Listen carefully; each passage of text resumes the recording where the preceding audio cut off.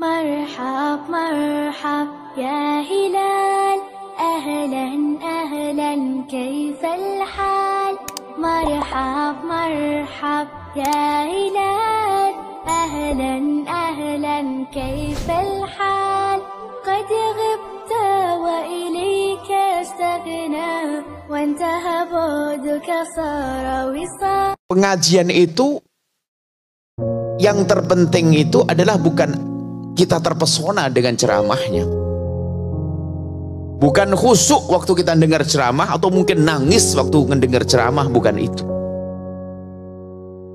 Akan tetapi setelah kita keluar ada perubahan atau tidak pada diri kita. Ini yang harus kita jadikan bahan renungan untuk kita. Berapa kali kita ngaji? Kalau masalah terpesona mudah, mungkin terpesona dengan ceramahnya seseorang, mungkin hati kita waktu itu lagi sensitif sehingga disentuh dengan kalimat lembut langsung ke bawah kita menangis. Bukan itu. Akan tapi tanya besar buat kita, sudahkah kita berubah?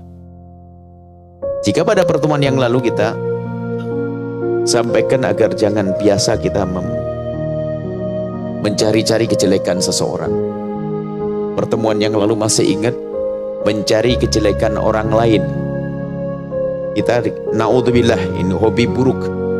Orang yang mencari kejelekan orang lain itu sebetulnya karena hatinya jelek, matanya kotor, sehingga bisanya hanya melihat kejelekan orang. Maka sesungguhnya kalau orang kerjaannya mencari kejelekan orang, memang dirinya jelek. Kayak ulat, kayak lalat. Lalat tuh senengnya sama yang busuk-busuk. Jadi kalau kita koreksi diri kita deh.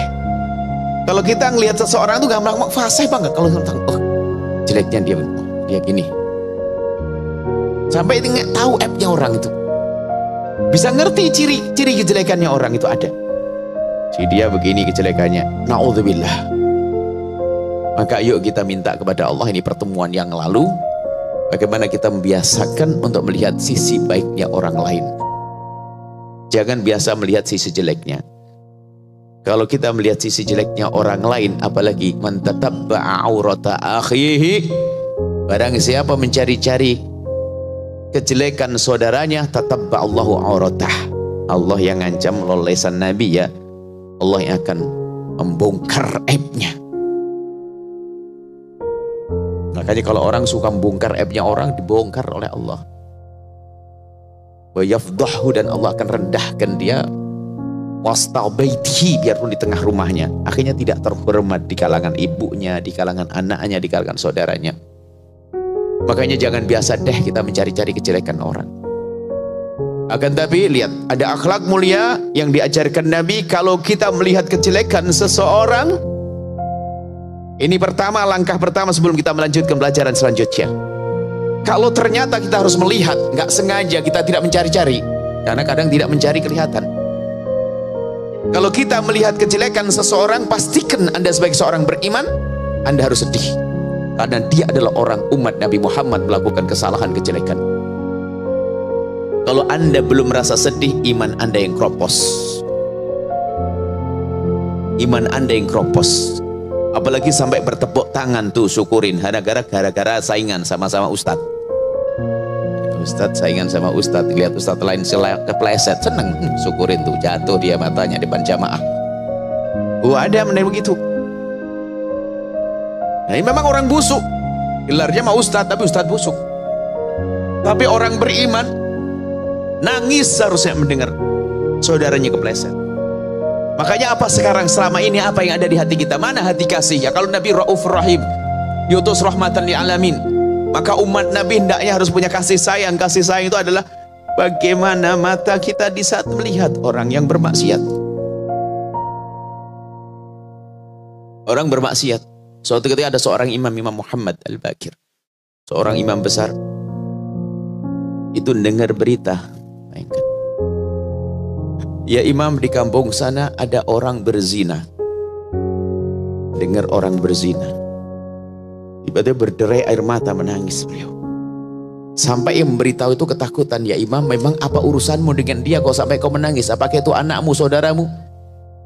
Dijawab, yang aku ketahui di kampung sana itu semuanya umat Nabi Muhammad. Artinya yang berzina adalah umat Nabi Muhammad. Aku tidak rela jika ada umat Nabi Muhammad berzina. Sedih, nangis. Mestinya kita tuh seperti itu kalau dengar berita ada saudari seorang muslimah melakukan zina, mabuk atau apa, nangis seharusnya kita itu. Dan kita berlatih seperti itu. Jangan biasa tertawa lagi sambil bisik-bisik. Tahu enggak? Wah, ini neraka ini orang. Langsung japri. Tahu enggak? Masya Allah. Ini loh fotonya. Saya sadap. Ini saya screenshot. Saya ini macam-macam. Innalillah. Hati-hati. Ayo kita belajar yang baik deh. Hidup enak itu gampang sebetulnya. Asalkan penyakit-penyakit ini kita hilangkan, enak. Bayangkan. Kita enggak pengen tahu dosanya orang. Kita pengen melupakan kesalahan orang. Kita mudah memaafkan. Kayak enak. Kayak di sorga gitu. Coba itu orang yang hatinya dendam, dengki, benci. Apalagi naudzubillah melihat orang umat Nabi Muhammad melakukan maksiat lalu bertepuk tangan. Mana imannya? La yu'minu ahadukum hatta yuhibba li akhi ma yuhibbu li nafsihi. Orang beriman itu, umat Nabi yang beriman itu melihat saudaranya melakukan maksiat, nangis, sedih seharusnya. Nah, kebalikannya tadi bukan mencari-cari. Tadi kan kita sudah tutup, insya Allah amal ilmu pertama sudah selesai. Bahwasanya kita tidak akan mencari-cari kesalahan orang. Yes, tapi kalau kita ternyata melihat, pastikan di saat melihat Anda harus sedih.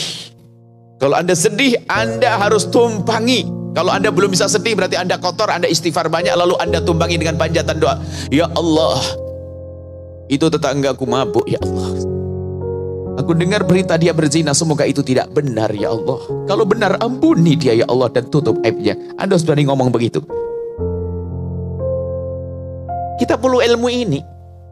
Rusaknya kita ini kan karena kita pertama suka mencari-cari kesalahan orang. Di saat orang melakukan kesalahan kita senang, setelah itu kita sebarkan, dikumpulkan dosa semuanya itu.